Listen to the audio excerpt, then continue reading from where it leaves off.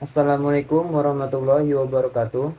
Perkenalkan, nama saya Muhammad Hafiz Iza Hanif dari kelas C1 pagi. Kali ini, saya akan mempresentasikan PPT yang berjudul Mengintegrasikan Iman, Islam, dan Ihsan dalam membentuk insan kamil. Pokok-pokok pembahasannya meliputi konsep, syarat-syarat, sumber-sumber, argumen, deskripsi, dan rangkuman.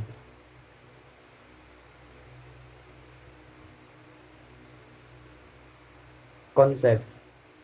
Kalimat syahadat diyakini sebagai dasar pondasi yang kuat dalam beragama.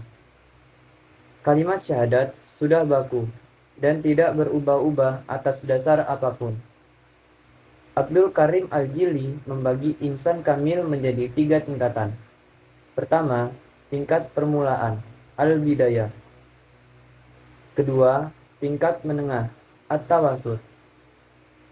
Ketiga, tingkat terakhir, al-hitam. Syarat-syarat. Mengetahui dan mengamalkan rukun Islam dan rukun iman menjadi dasar seorang mukmin dalam beragama guna menjadi seorang insan kamil. Beriman kepada Allah Subhanahu wa Ta'ala mempunyai makna konsep yang luas, tetapi tidak keluar dari konsep beriman kepada Allah. Iman meyakini akan adanya Sang Pencipta yang mengendalikan seluruh alam semesta.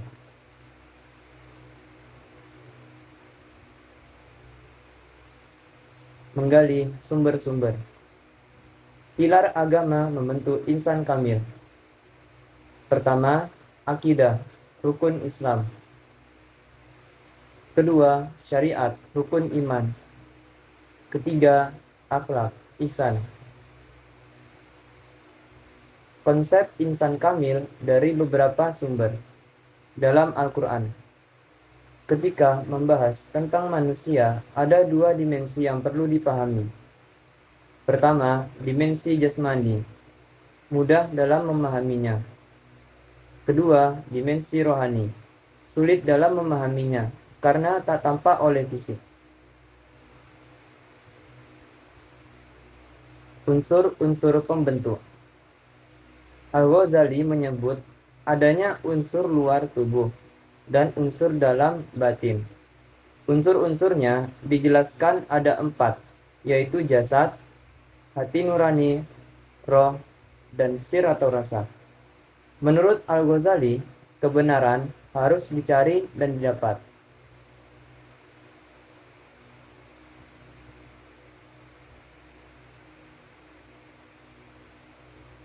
Membangun argumen.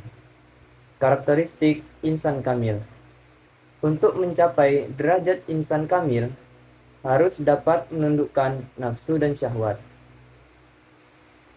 Metode mencapai insan kamil. Beriman dan berniat memproses diri menuju martabat insan kamil. Kewajiban hakikatnya menjalankan syariat dalam keadaan hati mengingat Allah Subhanahu wa Ta'ala. Siratal Mustaqim. Menjalankan syariat secara lahiriah dan menjalankan hakikat secara batiniah.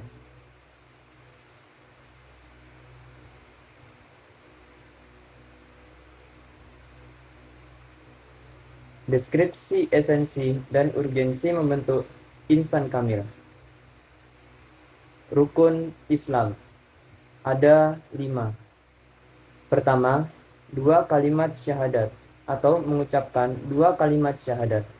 Bermakna keimanan kepada Allah, kemudian berguru dan meladani Rasulullah SAW. Kedua, mendirikan sholat. Bermakna sholat dengan khusyuk, mengingat Allah dengan menjaga kondisi sholat. Dengan harapan positifnya dapat mencegah dari perbuatan keji dan mungkar. Ketiga, membayar zakat. Bermakna menyadari bahwa rezeki yang Allah anugerahkan kepada kita adalah harta milik Allah. Oleh karena itu, zakat dan ibadah harta lainnya dibayarkan dengan mudah. dan mempunyai jiwa sosial yang tinggi. Keempat, berpuasa pada bulan Ramadan. Bermakna puasa meningkatkan ketakwaan kepada Allah. Kelima, menunaikan ibadah haji. Bermakna melakukan haji merupakan suatu ibadah sakral dan dilakukan dengan sungguh-sungguh agar memperoleh hikmah. Rukun iman ada 6. Pertama, iman kepada Allah Subhanahu wa Ta'ala. Mengenal Allah secara yakin membenarkan bahwa orang yang mengenalkan Allah secara benar adalah Rasulullah SAW. Kedua, iman kepada malaikat. Meneladani para malaikat yang atas perintah Allah Subhanahu wa Ta'ala rela sujud kepada wakilnya, Tuhan di bumi, dalam arti selalu taat kepada Rasulullah SAW. Ketiga, iman kepada kitab.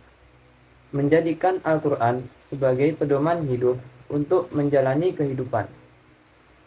Keempat, iman kepada Rasul. Menjadikan Rasul sebagai ahli zikir, sebagai guru dan teladan dalam menjalani Sirotol Mustaqim. Kelima, iman kepada hari akhir.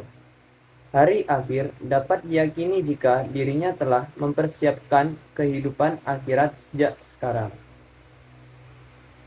Keenam, iman kepada qada dan qadar. Suka dengan takdir Allah, dibuat hidupnya serba mudah, bersyukur karena dapat bertambahnya ibadah dan amal sosial. Rangkuman. Insan kamil atau manusia sempurna merupakan tipe manusia ideal yang dikehendaki oleh Tuhan. Start awal untuk menjadi insan kamil, nafsu harus bisa dikontrol dan dikendalikan. Untuk menapaki jalan insan kamil, perlu mengingat kembali 4 unsur manusia dan menjalankannya. Lalu, mengokohkan iman, meningkatkan peribadatan, dan membaguskan perbuatan ibadah dan amal sosial. Terakhir, wudhu. Mengapa saya memilih template wudhu sebagai template terakhir saya? Karena wudhu merupakan syarat utama ketika ingin mendekatkan diri kepada Allah. Mengapa demikian? Dengan harapan wudhu tersebut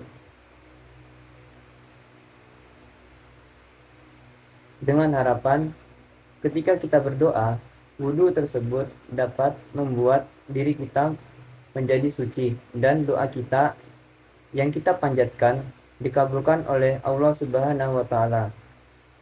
Berwudu memiliki arti mensucikan anggota badan tertentu dengan air untuk menghilangkan hadas kecil. Terima kasih.